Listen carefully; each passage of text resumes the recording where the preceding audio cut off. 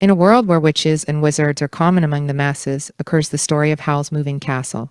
Witchcraft and wizardry is often practiced and is often a job for many common individuals. There are two rivaling kingdoms, Ingary and Stragia. The story starts in the town of Market Chipping in the kingdom of Ingary. Market Chipping is highly fashionable, most towardly in hats. The town is extra full around their festival, May Day. Howl's moving castle is the story of a lonely hatter, Sophie Hatter, and how she struggles to conform to her true appearance and how she tries to find an identity.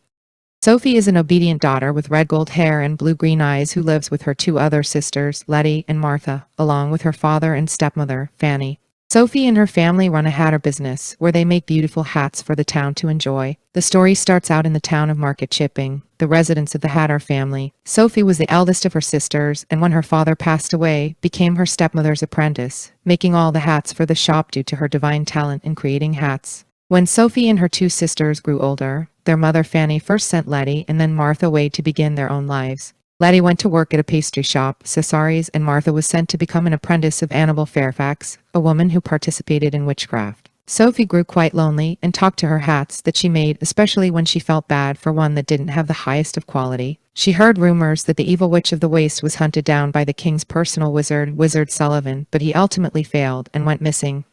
There also was a moving castle that roamed among the hills and mountains surrounding Market Chipping, which was rumored to house an evil wizard named Howl who would supposedly find beautiful women to eat the hearts and souls of. Sophie knows that Howl wouldn't steal her heart and soul. She's just a lonely hatter given the task to craft hats until she grew weary and old. Around the time of May Day, the Kingdom of Ingary's festival, Sophie gets extra busy in making plenty of hats.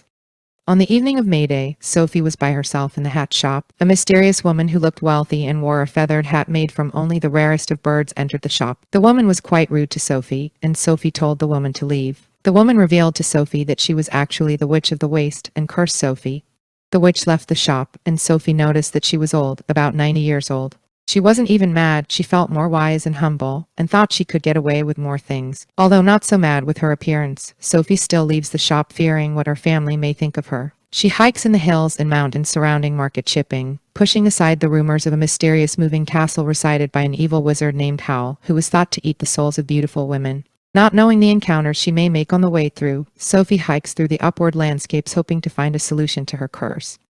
On the way through the hills, Sophie encounters a scarecrow with a turnip for a head which was hidden by a bush and lifts it out. She also finds Dog trapped in a bush and helps it out. These two parts will be significant for the story later. She sees Howl's castle in the distance and yells at it to stop. She eventually catches up to its back entrance and enters. Sophie looks around the castle only to find a few rooms. She then finds herself in the kitchen along with a big burning fireplace with a skull and a guitar that lay next to it. These two items are significant later on in the story. Sophie finds a boy in the kitchen, who is named Michael. He said that Howl was away for the night. Michael lets Sophie relax until Howl gets back. While Sophie remains sitting by the fireplace, she notices the fire has a blue scary face.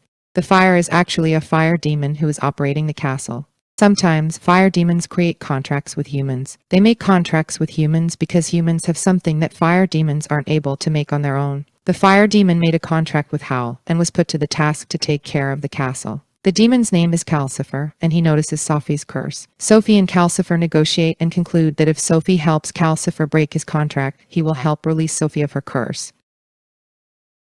In the morning, Howl arrives, and Sophie tricks him to think that she is a cleaning lady.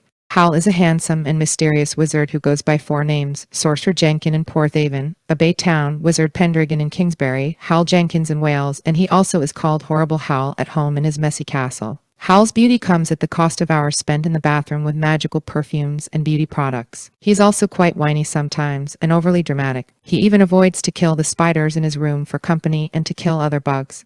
Howl, Sophie, and Michael would then go on several small tasks and journeys that would eventually lead to a big reveal of some plot pieces that involve the dog, the scarecrow, the skull, and the guitar, along with a character they met on the way that they thought who would be a normal and nice person. If you want to find out the rest of the story, I suggest you read it. I think that Howl's Moving Castle is such a good take on a world with fantasy as its setting.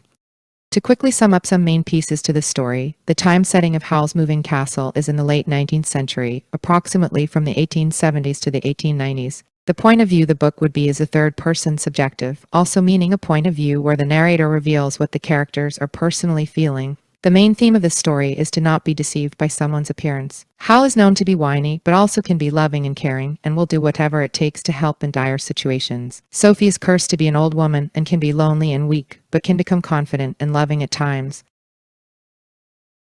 I myself have learned to be confident in any situation and to try and understand people.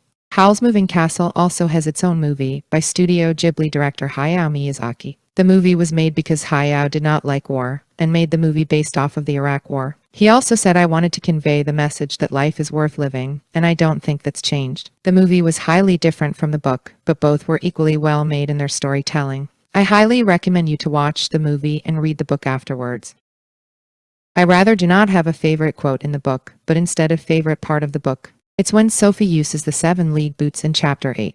I found this part funny and entertaining, and I encourage you to read the book yourself. Howl's Moving Castle is a book that gave me a completely new and fun way to think about magic and fantasy, and I can't wait to read the sequels. Sadly, Deanna Wynne-Jones passed away before completing the 4th book, but I am joyfully glad that she made the wholesome series that inspires so many people today.